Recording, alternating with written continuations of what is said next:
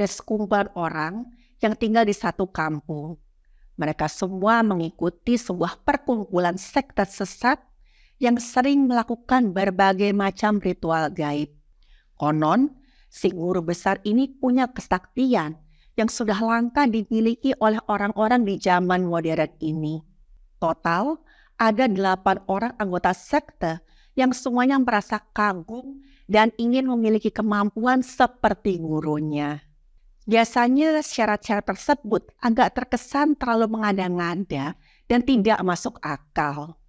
Tapi semua anggota sekte bekerja sama untuk melakukan syarat-syarat tersebut. Ada juga ritual di mana mereka memakan kotoran sesama anggota sekte. Dan lagi-lagi sang guru besar ini punya alasan yang kuat. Sampai suatu hari, sang guru besar ini meminta agar mereka melakukan ritual dengan mengorbankan seorang perempuan sebagai tumbal.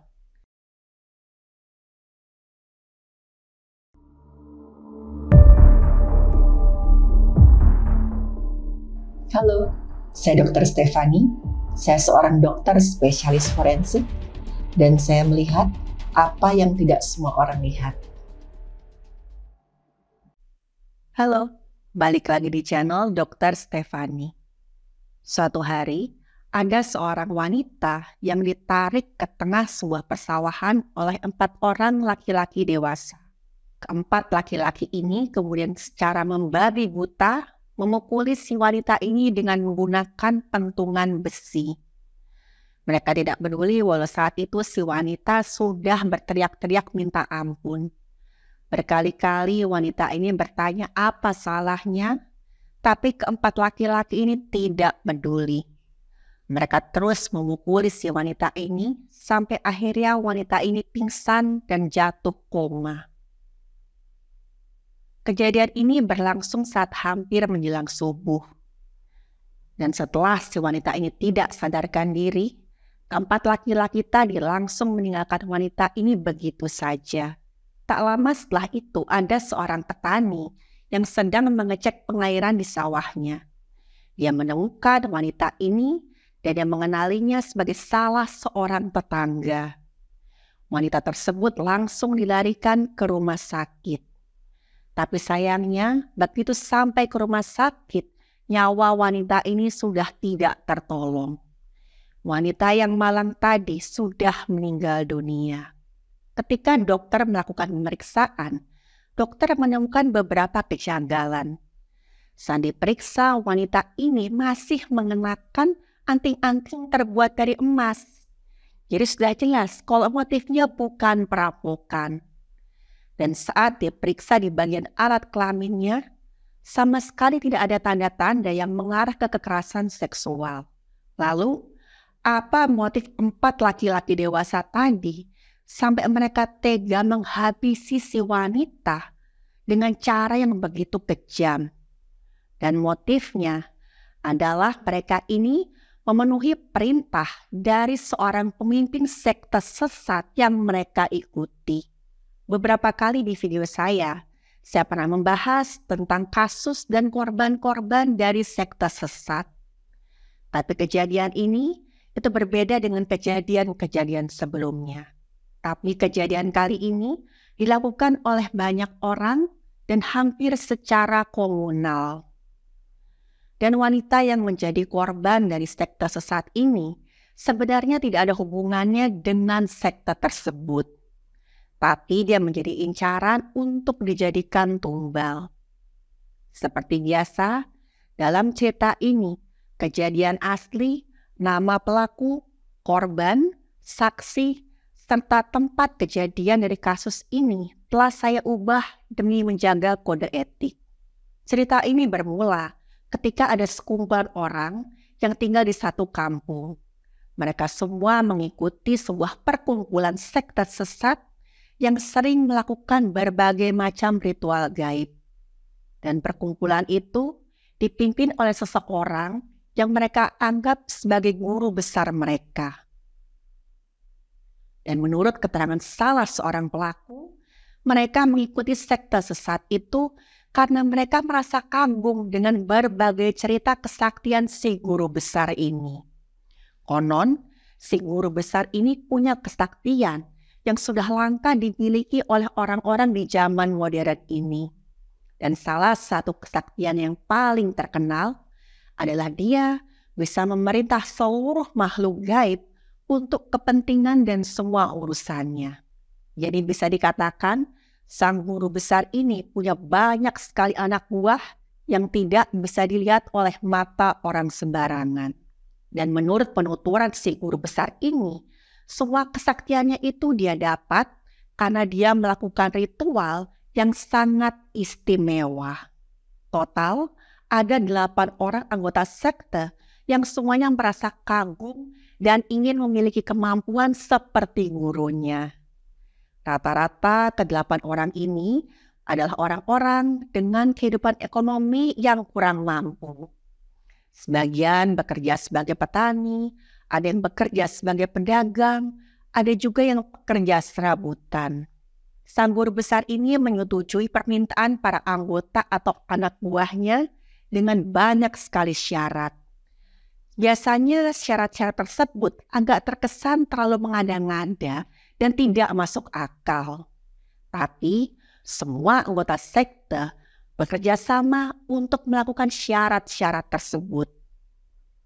Karena sang guru besar selalu berkata, kalau syarat itu tidak dilakukan, maka ada makhluk gaib yang akan mengambil jiwa dan nyawa mereka. Dan ini membuat seluruh anggota sekte ketakutan dan mau tidak mau mereka menurut. Padahal beberapa kali mereka ini diajak untuk melakukan ritual yang agak aneh sampai yang menjijikkan. Misalkan mereka diminta untuk bertapa tanpa busana di hutan atau di kebun yang sepi.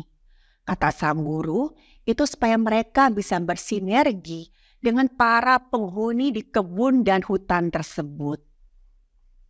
Ada juga ritual yang mengharuskan mereka untuk memakan hewan tikus yang masih dalam keadaan hidup. Kata sang guru, tujuannya agar mereka bisa bergerak selincah tikus. Selain itu juga ada ritual di mana mereka tidak boleh terkena air selama 30 hari. Alasannya agar makhluk gaib senang dengan bau tubuh mereka. Ada juga ritual di mana mereka memakan kotoran sesama anggota sekte. Dan lagi-lagi sang guru besar ini punya alasan yang kuat. Katanya dengan memakan kotoran satu sama lain itu adalah semacam persembahan bagi makhluk gaib yang nanti akan menjadi pelindung bagi mereka semua. Jika salah satu dari mereka menolak melakukan ritual tersebut, maka sang guru besar akan meminta uang dengan jumlah yang cukup banyak sebagai uang hukuman karena mereka menolak melakukan ritual. Alasannya, uang hukuman itu akan digunakan untuk menyelamatkan mereka dari makhluk gaib yang akan mengambil nyawa mereka tadi. Jadi singkatnya, uang tadi adalah uang tebusan nyawa mereka. Tapi karena jumlah uang yang diminta cukup besar, para anggota sekte ini nggak punya uang. Dan mau tidak mau, mereka harus menurut. Karena pilihannya hanya 2, harta atau nyawa. Karena pilihannya hanya 2, menurut atau kehilangan nyawa. Sampai suatu hari, sang guru besar ini meminta agar mereka melakukan ritual dengan mengorbankan seorang perempuan sebagai tumbal. Kata sang guru besar ini, itu adalah ujian akhir mereka sebelum nanti mereka mendapatkan sepenuhnya kesaktian yang mereka inginkan sejak lama. Sang guru besar ini memberikan batas waktu 1 tahun untuk memberikan tumbal manusia sesuai keinginan si guru besar ini. Dan seluruh anggota sekte ini kenal dengan tumbal perempuan yang diinginkan oleh sang guru. Dan tumbal perempuan ini adalah menantu perempuan salah seorang anggota sekte. Sebenarnya mereka itu menolak untuk memberikan tumbal ini, karena bagaimanapun mereka gak tega. Tapi di sisi lain, mereka juga takut kalau mereka berani menolak keinginan sang guru. Bahkan, ada beberapa anggota sekte yang menawarkan tumbal pengganti. Mereka akan mencari perempuan lain yang tidak ada hubungannya dengan mereka. Rencananya, mereka akan menculik seorang perempuan dari tempat pelacuran untuk dijadikan tumbal pengganti. Menurut salah seorang anggota sekte, menculik seorang pelacur akan lebih mudah daripada harus menumbalkan anggota keluarga sendiri. Tapi saran itu ditolak mentah-mentah oleh sang guru besar. Bahkan sang guru besar berkata, kalau kalian berani menolak memberikan tumbal tersebut, kalian harus memberikan ganti rugi uang untuk menebus nyawa kalian. Dan jumlahnya mencapai 400 juta rupiah. Dan sudah pasti seluruh anggota sekte tidak ada yang dapat memenuhi jumlah uang yang diminta oleh sang guru besar. Dan seluruh anggota sekte tidak berani melawan permintaan sang guru besar karena mereka takut mengalami siksaan gaib. Sekilas tentang target tumbal tadi. Target ini adalah seorang perempuan yang sudah menjanda karena ditinggal mati oleh suaminya. Perempuan tersebut tidak punya anak karena dia baru menikah selama 1 tahun sebelum kemudian suaminya ini meninggal akibat kecelakaan. Seiring berjalannya waktu, batas waktu yang ditentukan oleh sang guru besar akhirnya tiba. Dan mau tidak mau, seluruh anggota sekte harus memenuhi permintaan tumbal perempuan yang diinginkan oleh guru besar mereka. Dan saat itu, sang mertua dari si tumbal ini tidak dapat mengikuti prosesi tersebut. Sang mertua memilih pergi menghindar sementara waktu keluar kota. Dan eksekusi dilakukan oleh 4 orang anggota sekte. Mereka menculik si perempuan ini dari rumahnya pada malam hari. 4 orang anggota sekte datang ke rumah si perempuan ini mengenakan penutup muka agar wajah mereka tidak dikenali. Dan penculikan itu sebenarnya diketahui oleh kedua orang tua si tumbal tadi yang sudah lanjut usia. Tapi mereka tidak berdaya melawan karena saat itu mereka diancam kalau tidak menyerahkan anak mereka, maka mereka akan dibunuh. Dan setelah anak perempuan mereka ini diseret oleh keempat anggota sekte tadi, kedua orang tuanya langsung mendatangi rumah kepala lingkungan warga dan melaporkan apa yang terjadi.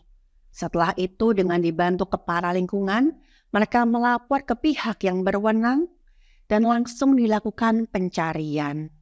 Tapi sayangnya, perempuan yang menjadi target tumbal tadi dieksekusi di daerah persawahan yang cukup jauh dari tempat tinggal si tumbal tadi.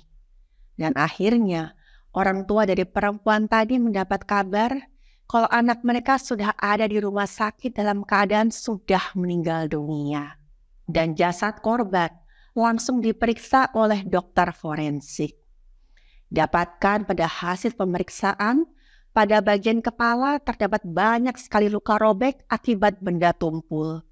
Ciri-cirinya terlihat jelas, lukanya berbentuk oval dan tepinya tidak rata. Bahkan ada satu luka terbuka yang cukup besar, sampai kelihatan tulang tengkoraknya ini patah berkeping. Selain itu dari telinga korban juga mengeluarkan darah. Dan waktu dilihat pada bagian wajah korban, hanya ada luka memar di kelopak mata kanan dan kiri. Dan ini adalah tanda adanya patah di dasar tengkorak. Jadi kalau ada patah di bagian dasar tengkorak, akan terjadi kebocoran darah dan juga cairan otak. Ini yang menyebabkan ada darah dan cairan yang keluar dari telinga korban. Selain itu, darah yang merembes ke bagian wajah itu akan menumpuk di bagian kelopak mata. Dan karena itu, di korban ini ditemukan adanya warna kehitaman di kelopak mata kanan dan kiri. Tapi saat itu di bagian wajah tidak ada luka-luka lain. Di punggung dan di tangan perempuan ini ada beberapa luka memar yang berbentuk lonjong. Ini menunjukkan pada saat ada kekerasan tumpul, kekerasannya itu sangat kuat sampai benda penyebabnya itu tercetak di bagian tubuh. Selain itu, beberapa jari si korban ini itu remuk. Dan kalau dilihat dari pola lukanya, sepertinya korban ini diserang dari berbagai arah. Dan ini mengindikasikan pelakunya lebih dari satu orang. Dan dari pola luka, kelihatan pada saat korban ini diserang, korban mencoba melindungi diri dengan cara meringkuk, dan kedua tangannya itu melindungi kepala serta wajahnya. Dan itu sebabnya pada wajah korban tadi sama sekali tidak ada luka. Hasil pemeriksaan alat kelamin tidak ditemukan adanya luka memar atau lecet. Dan saat dilakukan pemeriksaan swab tidak ditemukan adanya sperma. Dan waktu dilakukan otopsi, tulang tengkorak bagian puncak kepala dan hingga dasar tengkorak itu patah. Dan ada perdarahan yang cukup banyak di dalam rongga tengkorak. Pada saat jaringan otak diperiksa, jaringan otak besarnya hancur sebagian, dan sampai di bagian batang otak itu ada memar yang cukup luas. Pada bagian punggung korban, terdapat ada beberapa patah di tulang iga. Dan sebab kematian korban adalah kekerasan tumpul pada kepala yang mengakibatkan patah tulang tengkorak dan rusaknya jaringan otak. Kalau dilihat dari kondisi korban, kecil kemungkinannya korban bisa selamat. Karena cedera kepala yang dialami korban adalah cedera kepala berat. Kalaupun saat itu korban mendapatkan pertolongan medis di waktu yang tepat, kemungkinan korban bisa pulih kembali seperti sedia kala itu sangat kecil. Karena saat terjadi cedera di bagian kepala yang sangat berat, maka besar kemungkinannya otak ini akan mengalami cedera di bagian jaringannya. Jaringan otak mengalami perdarahan, ada sebagian jaringan yang robek, dan sebagian akan membengkak. Dan reaksi-reaksi ini akan memicu kerusakan yang lebih lanjut lagi saat otak ini mulai meradang. Pada saat otak meradang, maka nanti lama-lama akan terjadi penurunan aliran darah ke otak. Dan semakin parah peradangan pada otak, bisa terjadi pembengkakan jaringan yang semakin luas, sehingga batang otak ini tertekan ke bawah. Dan di batang otak ada pusat pernafasan yang kalau ini nanti cedera, korban bisa henti nafas. Dan kerusakan sel-sel otak yang meluas dapat menyebabkan kematian jika tidak segera tertangani. Jadi, kalau saat itu korban mendapatkan pertolongan medis, paling beruntung korban ini nanti akan tetap hidup, tapi dia akan mengalami berbagai keterbatasan fungsi tubuh. Korban bisa kesulitan berjalan, korban bisa juga mengalami gangguan ingatan, dan daya pikirnya terganggu. Berkat kesigapan pihak yang berwenang, dalam jangka waktu beberapa hari, mereka berhasil mendapatkan para pelaku. Pada saat itu, para pelaku, mereka menyadari semua perbuatannya dan mereka merasa sangat menyesal. Mereka bercerita bahwa apa yang mereka lakukan itu adalah atas dasar perintah oleh seorang guru yang mereka takuti. Mereka cerita kalau saat itu pilihan mereka cuma dua. Karena mereka tidak punya cukup uang untuk menebus jiwa mereka, mereka cuma bisa menurut. Kalau enggak mereka akan mati. Dan tanpa menunggu lebih lama lagi, pihak yang berwenang langsung menciduk si guru besar ini di rumahnya. Dan di situ, pihak yang berwenang juga mendapatkan berbagai macam bukti berupa pesan singkat dalam grup WhatsApp sekte tersebut. Dan 4 orang anggota sekte yang melakukan eksekusi serta sang guru besar akhirnya ditahan dengan ancaman hukuman berat. Mereka akan didakwa atas dasar pembunuhan berencana dengan ancaman hukuman seumur hidup sampai hukuman mati. Dan mertua dari perempuan yang dijadikan tumbal tadi juga ditangkap. Karena dianggap dia mengetahui rencana jahat tersebut, tapi dia memilih untuk kabur. Dan sisa anggota sekte yang tidak ikut melakukan eksekusi juga dimintai keterangan dan dibawa oleh pihak yang berwenang. Seiring penyidikan yang lebih lanjut oleh pihak yang berwenang, terungkaplah beberapa fakta baru yang betul-betul di luar dugaan. Ternyata sang tumbal tadi adalah seorang perempuan cantik yang tadinya disukai oleh sang guru besar. Sang guru besar ini memang sudah mempunyai banyak sekali istri, tapi saat melihat si perempuan ini, dia merasa nafsu dan ingin menjadikan perempuan ini istri terbarunya. Dia mulai mendekati dan merayu si perempuan ini, tapi si perempuan ini selalu menolak. Karena saat itu si perempuan ini tahu kalau si guru besar ini hanya ingin menjadikannya istri yang ke-11. Si guru besar ini kemudian merasa sakit hati. Karena pada saat itu walaupun si perempuan ini statusnya sudah seorang janda, dia tetap tidak menerima tawaran si guru besar ini. Dan warga desa sebenarnya sama sekali tidak menduga kalau perkumpulan yang ada di desa mereka adalah perkumpulan sekte sesat. Karena yang mereka tahu, perkumpulan itu adalah perkumpulan kebudayaan. Dan sang guru ini memang ditakuti oleh warga desa, karena warga desa menganggap dia memang orang yang sakti. Dan sang guru besar ini memanfaatkan ketakutan para warga desa untuk mendapatkan apa yang dia inginkan. Setelah dia merasa sakit hati karena ditolak oleh perempuan yang dia incar, sang guru besar ini merancang suatu rencana jahat untuk memberikan pelajaran pada perempuan yang sudah berani yang menolak seorang guru besar sebuah sekte. Dan itulah sebabnya si guru besar ini bersikeras kalau tumbalnya harus si perempuan itu. Kejadian tragis tadi mengajari kita kalau kita ingin mengikuti sebuah kelompok atau organisasi, sebaiknya kita mengerti secara mendalam tentang seperti apa organisasi yang kita ikuti. Karena ada beberapa kelompok yang berkedok kebaikan, tapi ternyata malah melenceng dari hal yang benar. Kalau memang sang guru besar ini adalah orang yang sakti, kenapa dia bisa tertangkap? Dan bahkan saat sang guru besar ini ditangkap oleh pihak yang berwenang, dia menangis ketakutan dan dia mohon ampun karena dia takut dihukum mati. Teman-teman, ingat untuk selalu menggunakan akal sehat kita dalam berkelompok atau mencari teman. Kelompok atau organisasi yang baik tidak akan melakukan kekerasan dalam bentuk apapun. Terakhir pesan saya, awasi teman-teman dan anggota keluarga kita yang mulai bersikap aneh, apalagi ke arah negatif, saat mulai tergabung dalam sebuah organisasi atau kelompok. Dan semoga kita semua selalu dijauhkan dari berbagai macam hal yang negatif.